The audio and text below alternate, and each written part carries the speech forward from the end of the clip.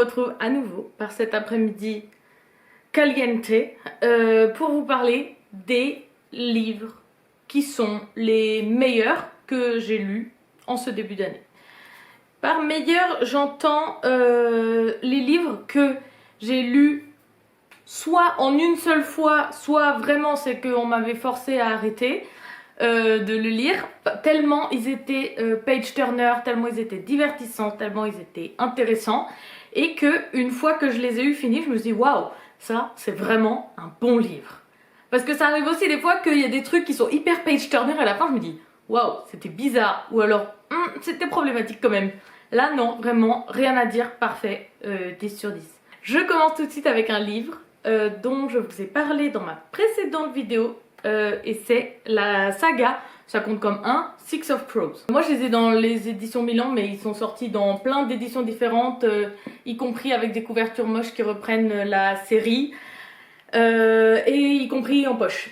Du coup donc le tome 1 c'est Six of Crows et le tome 2 s'appelle La Cité Corrompue, mais c'est encore écrit Six of Crows en énorme, de Leigh Bardugo, dont j'ai à ce jour lu absolument tous les livres du coup, puisque c'était les derniers en date que j'avais pas encore lus de Leigh Bardugo. Et je pense qu'on peut dire que ce sont mes préférés. Je réfléchis parce qu'avec la saga de Alex Stern, c'est pas hyper comparable vu que Alex Stern c'est du adulte alors que là on est sur du jeune adulte. Mais en vrai ceux-là j'ai trouvé plus divertissant et j'ai plus aimé les lire et les personnages restent vraiment avec moi depuis longtemps. Donc on va dire que j'ai préféré ceux-là quand même. Que j'ai lu du coup donc en lecture commune avec Qui a tout lu, et vraiment elle a eu à peu près les mêmes sentiments que moi. Alors je disais tout à l'heure il n'y a rien à reprocher, il y a 2-3 trucs où on a dit bon là c'est un peu la ficelle de jeune adulte, ou là c'est un peu le truc facile, et en même temps est-ce qu'on aurait voulu que ça se passe autrement? Pas sûr, le livre n'aurait pas été aussi efficace. Donc voilà, les personnages, donc c'est une bande de 6 voleurs qui sont très jeunes, beaucoup trop jeunes par rapport à ce qu'ils font dans l'histoire, parce qu'ils ont entre 16 et 19 ans je crois pour le plus vieux, ou peut-être même 18 ans pour le plus vieux, et ils sont tous issus d'horizons très différents et ils vont se retrouver ensemble sur un gros coup, c'est-à-dire en l'occurrence entrer dans un palais réputé inviolable pour voler un truc. Je vous en dis pas plus parce qu'il me semble qu'il n'y en a pas plus que ça sur la 4e de couve. Et en fait, les dynamiques entre les personnages sont vraiment géniales. Genre, autant les histoires de romance, parce que forcément il y a un peu de romance, autre que les histoires d'amitié, que les histoires de, comment dire, pas d'inimitié, mais il y en a qui tout en étant amis apprécient se taquiner quand même. Et là-dessus c'est hyper bien fait, les dialogues ils sont super drôles. Il y a eu vraiment plein de moments où j'ai ri à voix haute. Le suspense il est hyper bien mené. Le système de magie il est pas trop compliqué, et quand bien même vous le trouveriez trop compliqué, bah il y a tout qui est expliqué au début. Les différents ordres, à quoi ça se réfère et tout ça. Donc si vous avez oublié un truc, vous revenez au début, c'est marqué. Donc vraiment c'est top. Même si vous êtes quelqu'un qui n'aimait pas normalement la fantasy, parce que là il y a un peu des histoires de pouvoirs magiques quand même, je vous conseille de le lire quand même. Parce que franchement c'est pas de la fantasy compliquée avec plein de systèmes bizarres.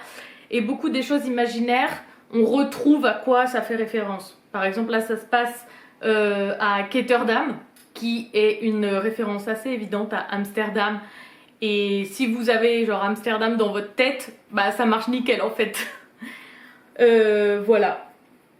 Lisez-le, c'est trop bien. Yo, je m'interromps 30 secondes parce que j'oublie tout le temps de dire, mais il faut cliquer sur j'aime ou j'aime pas si vous aimez pas, mais en tout cas cliquez quelque part, et aussi abonnez-vous si le contenu vous plaît. Salut! Prochain livre des plus divertissants, c'est Le Bouffon de la Couronne, qui est sorti cette année en début d'année, j'ai plus la date exacte, de Thibault Lafargue. C'est son premier roman, mais il a déjà écrit des scénarios de cinéma. Donc ça paraît gros comme ça, mais il est étonnamment léger par rapport à la taille. Je ne saurais pas expliquer pourquoi, je ne suis pas éditrice, mais il est étonnamment léger par rapport à la taille. Et surtout, il se lit bien et vite, vraiment. Genre là, il fait que... il fait que 630 pages.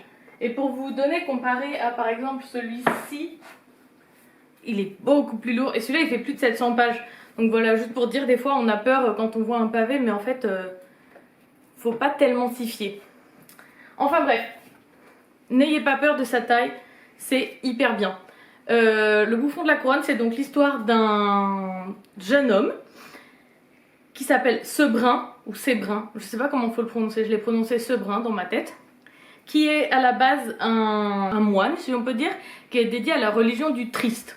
C'est de la fantaisie dans un monde fantaisie Moyen-Âge, un peu original, où la religion dominante, c'est donc la religion du triste, où, vous vous en doutez, c'est très lié à la tristesse et au fait de collecter les larmes, il y a des trucs par rapport aux larmes et tout ça. Et donc lui, à la base, il est à fond dedans, il est très content d'être moine du triste. Et suite à un incident diplomatique, il va se retrouver nommé bouffon par le roi pour rendre acceptable un comportement qui ne l'était pas.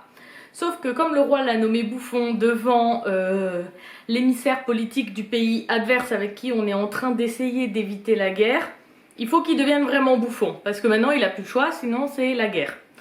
Il se retrouve donc bouffon, bouffon au sens où nous on l'entend hein, du Moyen-Âge, donc c'est-à-dire qu'il doit maintenant faire rire après avoir été le moine du triste, et bah il est nul en fait au début, donc il va apprendre petit à petit, donc déjà à comment on fait pour faire rire les nobles, mais aussi il va apprendre sur la vie à la cour, sur comment on se comporte avec les gens, il va être surpris des fois de la façon dont on le traite, il va apprendre comment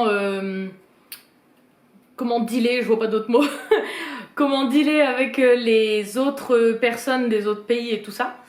Parce que il se trouve aussi que on est dans un royaume où la population dominante, que je crois être population plus ou moins caucasienne, je crois pas que ce soit vraiment précisé, mais d'après les cultures et tout ça, c'est un peu à ça qu'on pense, est fortement en guerre avec une population désignée comme orientale. Donc c'est des royaumes fictifs, mais en gros on pense à peu près à ça quoi. Et donc ils sont en guerre depuis super longtemps et il y a des négociations qui vont être importantes en ce moment pour savoir si oui ou non on fait la guerre. J'essaye d'expliquer les thématiques sans vous en dire trop, mais en fait c'est vraiment au-delà de l'histoire de Sebrin qui est un personnage très attachant, moi j'ai trouvé, et auquel on peut s'identifier, pas forcément dans le sens que on lui ressemblerait, mais s'identifier dans le sens qu'il connaît pas et en fait au fur et à mesure qu'il découvre, il nous fait découvrir. Et moi j'aime bien ce mode de narration, ça évite d'avoir 12 000 mises en contexte qui sont trop longues, puisque du coup c'est plus dans l'action qu'on va comprendre et découvrir les choses. Et donc bref, tout ça pour dire que du coup, le racisme qu'il peut y avoir entre ces deux populations et les différences culturelles qui vont être utilisées plus ou moins comme prétexte, enfin, vous voyez le genre quoi, ça va traiter aussi de ça en fond quoi. Et Sebrin, oui c'est ça que je voulais dire, Sebrin il se trouve qu'il est métis. Eux ils appellent ça matinée dans le livre, mais en fait c'est ça, c'est un métis entre du coup une femme du pays où il vit actuellement et son père qui était un soldat ennemi, avec qui il a plus de contact ni rien. Mais du point de vue des autres, ça se voit qu'il est métis. Et il y a des moments où ça pose pas de problème et des moments où ça devient réellement dangereux d'être lui, en fonction du contexte. Et ça aussi, c'était hyper intéressant. Au tout début, il y a eu 2 ou 3 moments où on a eu beaucoup d'infos d'un coup sur l'univers, sur la mythologie du monde, quoi, les différents dieux et tout ça qu'il y a eu. Et je me suis dit, oh la vache, mais je vais rien retenir, je vais rien comprendre. J'ai commencé à mettre des petits marque-pages et tout pour essayer d'y revenir. Mais en fait, je sais pas s'il faut dire c'était pas grave ou c'était pas important ou machin. Mais j'y suis jamais revenue parce qu'en fait, il y en avait pas tellement besoin pour l'histoire. Genre, il y a plein de complots politiques et d'histoires politiques entre guillemets compliquées. Mais même si vous retenez pas toutes les infos qu'on vous donne à chaque fois, vous allez tout comprendre. Donc du coup, je sais pas s'il faut dire que ces passages-là, ils servaient à rien ou c'est juste à ajouter du contexte pour le plaisir, mais c'est juste pour dire, au début, s'il y a des moments où il y a trop d'infos et vous commencez à avoir peur de pas vous en rappeler, c'est pas grave. Continuez, vous allez tout comprendre quand même, il n'y a aucun problème. Le prochain que j'ai lu en une journée, je n'arrivais pas à le lâcher. J'étais partie à Paris pour je sais plus quoi. Sûrement chez le médecin, vu que de nos jours, pour voir un médecin, il faut aller à Paris de toute façon, puisque apparemment c'est là qu'ils vivent tous. Et j'ai plus de souvenirs, parce que pour moi, toute cette journée, je vois l'histoire de Yellowface, de Rebecca F. Kuang. Tellement... ouais, j'étais tellement à fond, je l'ai lu vraiment toute la journée, alors que c'est pas le format le plus pratique de la Terre, hein. C'est un relié grand format. Toute la journée, je l'avais dans la main comme ça, j'étais en train de marcher, de lire le truc, je l'ai lu dans le métro, je l'ai lu dans les escaliers du métro. Je pouvais pas le lâcher. C'est un livre donc, je l'ai dit, de Rebecca F. Kuang. Ce n'est pas son plus connu, je crois, puisque on a beaucoup entendu parler de Babel et de la guerre du pavot, qui est en train de sortir en français en ce moment. Du coup, Yellowface, rien à voir, hein, vraiment très très différent, puisque c'est, je crois, le seul livre qu'elle a écrit qui n'est pas de la fantasy du tout. Ça se passe complètement dans notre livre, c'est ce qu'on pourrait appeler de la littérature blanche ou du contemporain. Et c'est l'histoire d'une autrice caucasienne qui est amie plus ou moins avec une autrice d'origine chinoise. Et il se trouve donc que la personnage principale, qui s'appelle June, elle va assister à la mort de son amie de façon brusque et inattendue chez elle, l'amie. Et qu'est-ce qu'elle va faire avant d'appeler les secours? Elle va lui voler son manuscrit en cours, puisque son amie a beaucoup de succès dans les sphères littéraires, tandis qu'elle essaye d'écrire des livres, mais aucun n'a vraiment de succès. Et donc, elle va voler le livre de son amie et jouer sur l'ambiguïté de son nom de June, en reprenant plus ou moins un pseudo pour laisser penser qu'elle a des origines chinoises et publier le livre de son amie qui portait sur une partie très importante de l'histoire de la Chine. Et en fait, ça va traiter du coup de ça, enfin, d'appropriation culturelle, du milieu littéraire, comment ça marche. On en apprend beaucoup sur la façon dont fonctionne le milieu littéraire américain, mais je pense qu'il y a beaucoup de choses similaires en France. Et ça va parler aussi un peu d'amitié, dans le sens où on va en savoir plus sur la façon dont elles se considéraient l'une l'autre. Voilà. Et juste un mot sur le livre en lui-même, je trouve qu'il est incroyable. C'est aux éditions Ellipsis, je ne connaissais pas vraiment cette maison d'édition. Et je trouve que le relié est trop bien fait, puisque la jaquette, on a donc juste les deux yeux. Et en fait, quand on enlève la jaquette, le relié qui est en dessous, c'est le livre qu'elle a volé à son amie. Alors, je vérifie juste qu'on voit bien. Là, on voit. C'est donc le dernier front avec Athena Liu, la vraie autrice, barré, et Johnny Persong écrit. Et pareil là, le dernier front, Athena Liu. Et du coup, juste comme ça, sans la jaquette, on dirait que c'est le livre dont il est question dans la majeure partie du livre. Et j'adore cette idée, c'est génial. Le dernier livre dont je vous parle aujourd'hui, c'est Le silence de Dennis Lehane. C'est le premier livre de Dennis Lehane que je lis, parce que c'est donc Lilia qui parle tout le temps de Shutter Island comme étant vraiment le meilleur thriller de la Terre entière, et que depuis qu'elle l'a lu, tous les autres ont l'air nuls à côté. Résultat, je possède Shutter Island bien sûr, mais j'ai pas envie de le lire parce que ça a l'air terrible ce qu'elle vit et je veux pas vivre la même chose. Je veux pas que moi aussi j'ai l'impression que tous les polars sont nuls. Mais du coup, je me suis dit je vais lire un autre du même auteur. Et il était excellent, incroyable. Je crois pas que j'aurais l'impression que tous les polars sont nuls après celui-là. Est-ce que j'ai lu d'autres polars depuis celui-là? Oui, mais très différents. Donc je sais pas si on peut vraiment en dire. Mais en tout cas, je l'ai trouvé excellent. Pour un peu les mêmes raisons que j'apprécie les polars de Louise May. C'est-à-dire qu'on a l'aspect suspense, il y a un crime évidemment, c'est vraiment très page-turner.